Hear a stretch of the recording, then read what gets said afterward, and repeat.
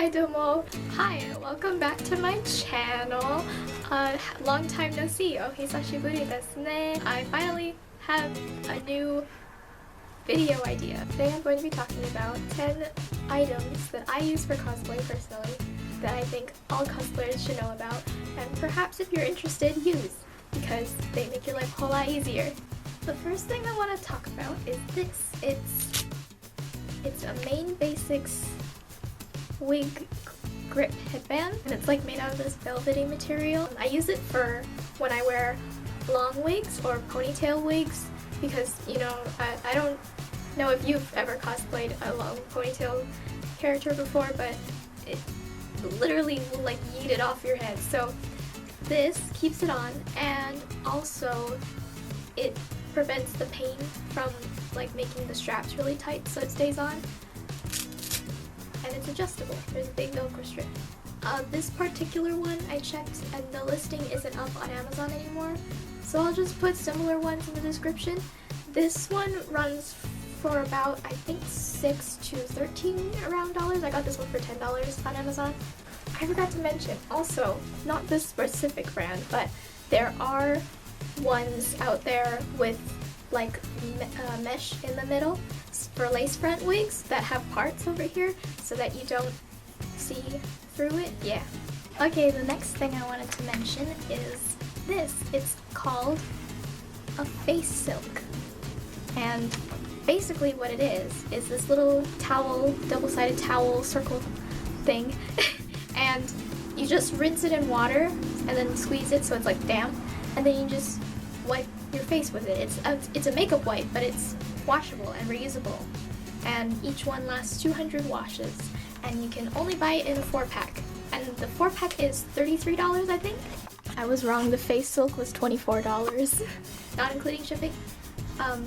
But yeah, so like this is really useful and it's safe for all skin types, I would say, because you only use water. I know some makeup wipes can hurt your skin because of whatever ingredients they have in it, can make it burn or itch or get irritated. So this is a safe alternative, I think, and after every use you can just wash it with, put water and then take some hand soap, liquid hand soap, and then rub it in and then squeeze it, and all the makeup comes out. Most of it. It's still kind of dirty, but you wash it anyway. Really useful. I think that everyone should use these. Ditch makeup wipes, no waste. I know maybe people are kind of skeptical about if it actually works, but it works for me. Like, it will take off everything. When I do male cosplays, I use like contour sticks, and it takes that off. It takes off my eyeliner, just like I kind of leave it on for a little bit, and then I do this and pull it off, and like it's all gone. Lip products, it works on lip products. One time I wore some very prominent lipstick for Elsa and it took that off really well, stained it a little bit, but it came off in the wash. So alright, the next thing I wanted to talk about is GC2B binders. If you're looking to do crossplays like this, then a lot of people would like to wear binders so that they can have flat chests for the male characters. But there are a lot of different kinds of binders out there, and most of them aren't safe. So do your research, make sure you know what kind of binders are good for you. The first binder I bought was bad and I returned it because it didn't fit, so it's just lucky that I didn't hurt myself accidentally. The one that I'm wearing now, I can't show you, but I'll put a picture. The one I'm wearing now is from GC2B. It's one of the top brands. Most trans people or people who do cosplay know the name because they're high quality and very safe, made by trans people for trans people or cosplayers. The style that I have is a nude number 5 half, so it only goes up to here and it fits perfectly. They have a really accurate size chart and it's super comfortable. It was about $33. They have a whole bunch of different designs. They're selling trans flag themed binders, and they have a whole bunch of different skin tones and different styles, so whatever fits you. Also a disclaimer, if you are looking to do cross-playing with binders, then look up what the safety, what is it called? Look up like guidelines on how to wear binders, because there are things like don't wear it when you exercise and don't go to sleep with it on, how long you should be wearing it for max, because otherwise it could pose health risks to you. So yeah, just make sure you do your research on your binders before you wear them so you don't accidentally hurt yourself. Mwah. The next thing I want to show you is lash glue. The brand is Duo. Okay, this is what the box looks like. I just bought a new one, so this is my old one. I've had for a while. My favorite lash glue because it's mine is kind of jank because I had it for a while, so it's messy. But it's a brush tip, so that makes it really easy to apply. And this one dries clear. At one point, I used the black one, and it kind of just like made me mess up.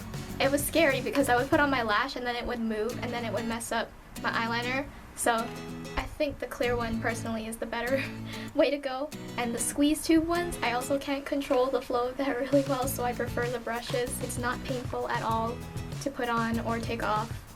I've had lash glues before that like hurt my eye. Like liquid glues, and then it would just hurt. That's bad, don't do that. Ditch those lash glues if they make you hurt. They go for $5 to $7 depending on where you get it. I usually get mine from Long's, so local drugstore. The next thing I'm going to talk about is my favorite cosplay company, DokiDoki Cosplay. So DokiDoki is amazing for several reasons. Their prices are insanely reasonable, and they have quality tiers on their website. If you play like beat games, idle beat games or anything like that, rhythm games, that's what they're called. You know, they'll have card levels like R, SR, and SSR. So DokiDoki has a system like that where they have R level costumes that are, of course, cheaper, but it's not cheap quality. Like, the quality is still good, but it's definitely not as good as an SR or SSR version. I don't have my Yashiro Nene cosplay because I gave it to Chris as a present, but here's a picture of it. The cosplay is the R version. Personally, I like the R version better compared to how the SR version looks, but it's definitely comfortable and it fits really well. I am a very tiny child, and I'm a very tiny child. I'm 4'10", and I am under 100 pounds, so I'm really happy that their sizes cater to me. The details are so impressive. The Elsa cosplay that I have, the shoulder piece looks hella cool. I will show you my Hanako-kun cosplay from Toilet Bar Hanako-kun. This is him. That's not him, this is Mitsuri. Here he is. I made the Hakujodai myself, so that's not from them, don't expect that. But here, you can see the buttons have the design on it that is actually in the anime, and I like highly respect that, because every other place I've seen selling Hanako-kun cosplays don't have this detail, and it really is so cool. I love the quality of this collar piece. It's like there's a foam board inside or something, because it just keeps its structure really nicely. There's lining inside, and then here's the hat that it came with. This emblem is from Etsy. I'll put a link to it in the description if you're interested. It's very beautiful and I love it. It also has the buttons with the design. There you go. Isn't that pretty? And the hat, this is very structured and nice. There's like a wire or something. There's a plastic thing on the inside. You can see the white bits. It's all around the top over here so that it keeps the structure, and it's bigger like over here, I think, so that when you wear it, it has the shape like that. And it's just perfect. Here are the Hanako-kun pants. They have functional front pockets and functional back pockets. Isn't that amazing? Here is Mitsuri from Demon Slayer. Here's a picture of me wearing it, and One of my favorite things about this cosplay is the collar, because it's the same as the Hanako-kun where it's structured and it's really nice.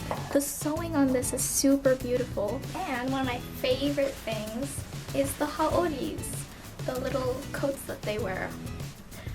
DokiDoki's, I think this is the SR. These level, Mitsuri's haori is just white, but they put the pattern on it anyway and made it look hella pretty. Tanjiro's one that I have also has this pattern, but I feel like it really adds to it, and it's just so stunning. And it fits super well. So if you're looking for a Demon Slayer cosplay, I highly recommend DokiDoki. Here's the socks that she came with, her stockings. I love these so much.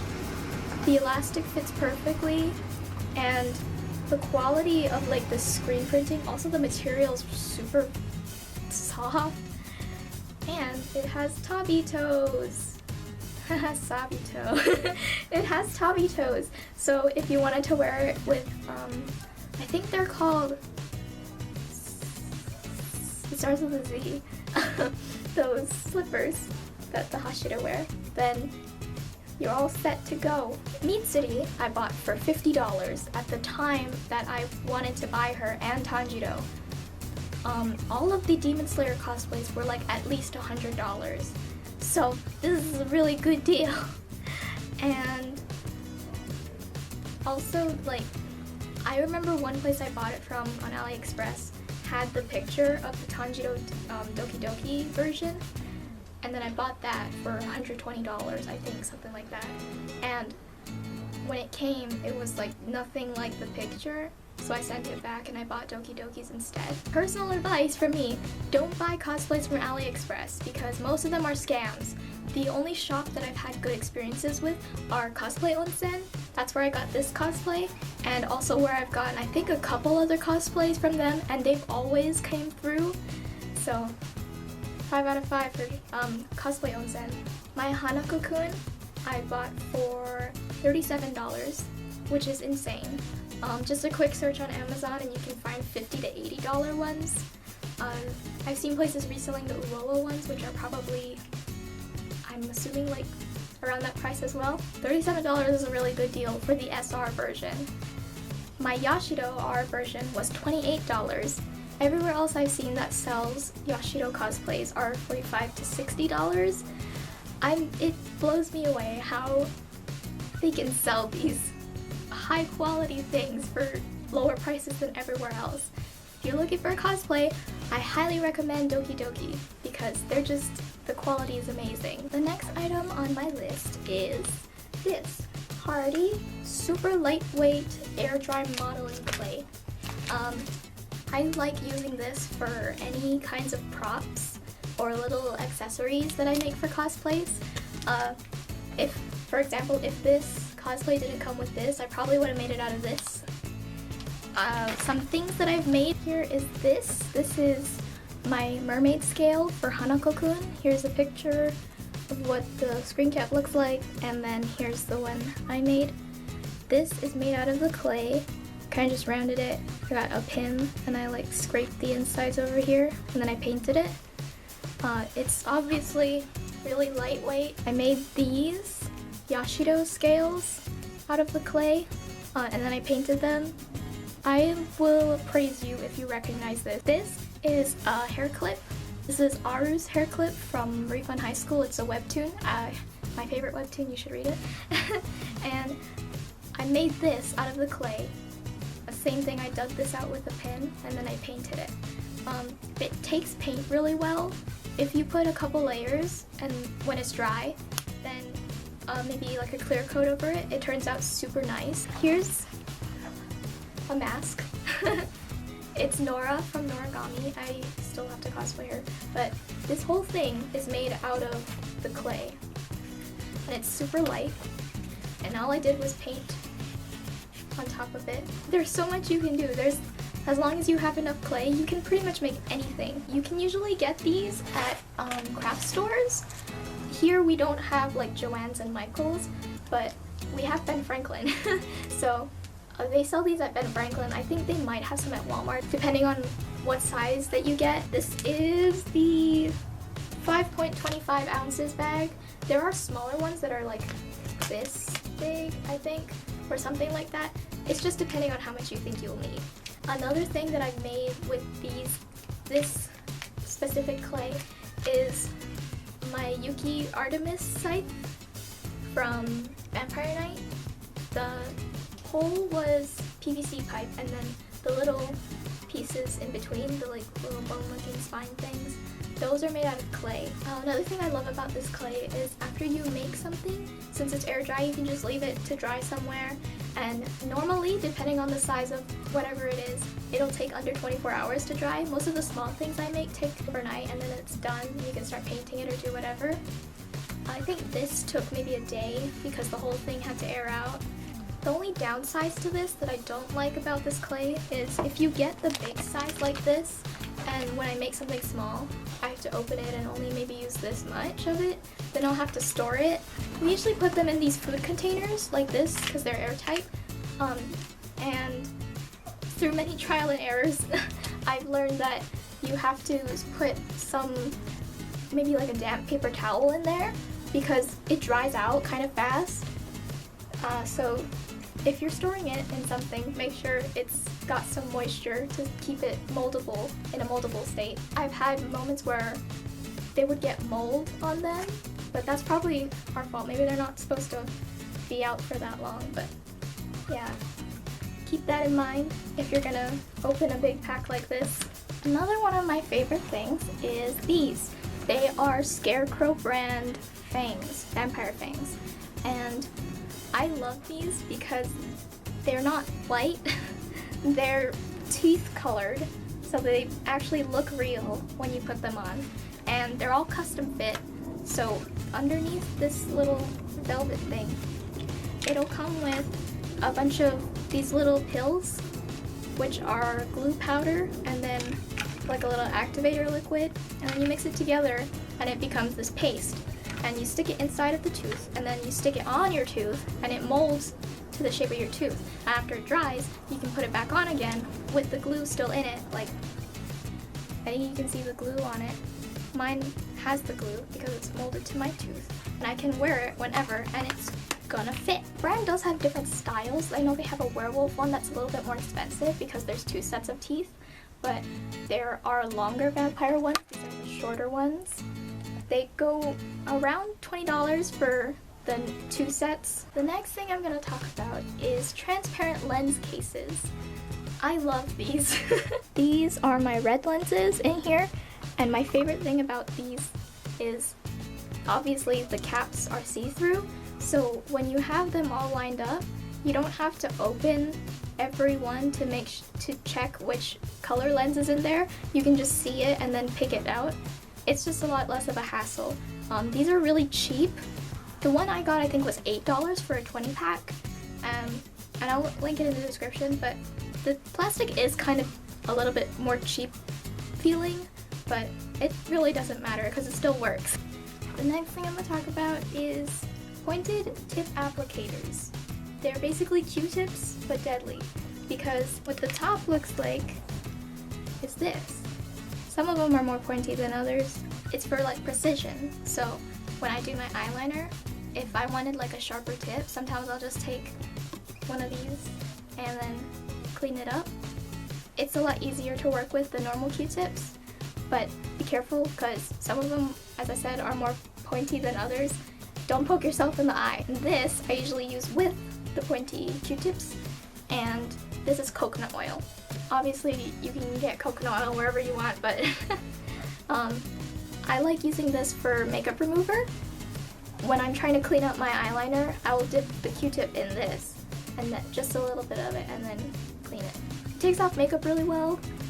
If what I mentioned, like the face soap misses stuff, then you can use it to take off like eyelash glue and stuff if there's anything left over. I typically get my pointed Q-tip packs from drugstores like Long's. We have Long's Firehouse, so just get it from there. But I'm sure you can find it at most drugstores. The last thing I'm going to talk about is InShot. It's a free app, and if you haven't heard of it, then you need to have it. This is not sponsored. I'm not big enough to be sponsored, but this one right here looks like this. It's red. So it's free, which is insane to me because the kind of features that they have are like, I have an editing program on my PC that I paid $90 for a year's worth of having it. I don't even get to have it forever. This app, you can have it forever, and it's free, and it has essentially almost all the same features as my $90 editing program. Lets you edit videos and photos. You can make collages too, but I usually only use the first two. So for videos, some of my favorite things, it can crop videos. Not a lot of apps can do that. You can go, and if you have TikTok maybe, and you don't want the TikTok logo in your video, you can crop the video. I don't know why, but most editing apps don't let you do that, so that's crazy. Most of the videos that you make, or images, I think, probably just videos that you make, have the watermark in the corner, but they let you remove it for free. It's crazy. I usually just leave it on because I want more people to know what app I'm using. Everyone's like, oh, my Instagram photos, the cropping is all weird, and I'm like, just use InShot for videos and photos if you want it, but I usually use it for videos. You can add text to it, like how you do on TikTok, but there's more options to choose from.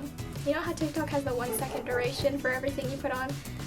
This one, I think the duration that you can put something on is a lot less, so it's more convenient, and it adds borders to photos. So we'll take one that I took today while I was in this cosplay. Oh, it's so hot. We'll choose this stupid flower one. There you go. So there's one called Canvas, that's the first feature, and it has Instagram specific layouts. So if you wanted to fit it into a portrait layout, you just click that. Well, here, let me just, so it's more obvious, do a square one.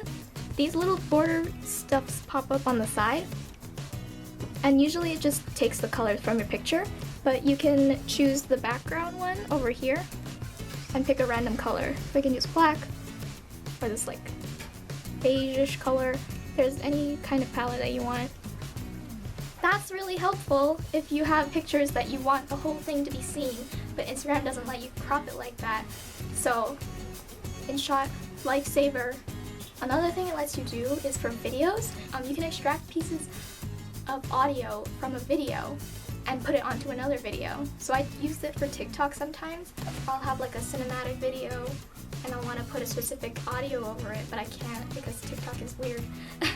So I'll take a TikTok that I made using that audio and then put it over my video using the extract audio feature, and it's just super insanely helpful. I'm sorry if you can hear my fan. I had to turn it on because it's like I'm dying. You see, like my nose is wet. That's wet. Another feature on it is you can, for videos, you can change the speed of the video and slow it down or speed it up. I think max is 2 times, but of course you can just do it several times and speed it up more. You can also change the volume, which is something I only know editing programs can do, because I know my phone gallery used to be able to do that, but then they updated it and they took away that feature, so sad. But that's fine, because I got InShot for free! There's a whole lot of more features on this app that are insanely helpful, but those are just the ones that I think are the most impressive or that I use the most often, so I highly recommend that you go download InShot. I am really sorry that the lighting is so bad. I am not a YouTuber, I don't have a ring light or anything special. It's just,